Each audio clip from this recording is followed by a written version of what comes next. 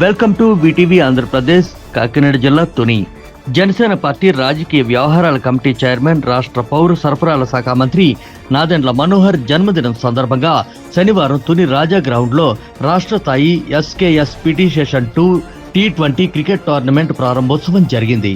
నాదెండ్ల మనోహర్ జన్మదినం వేడుకలు ఘనంగా నిర్వహించారు.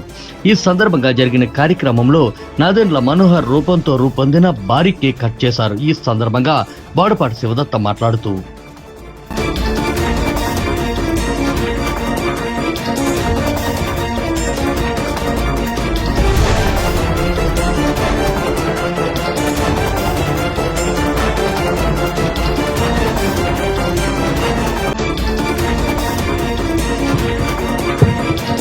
ఇక్కడికి వచ్చిన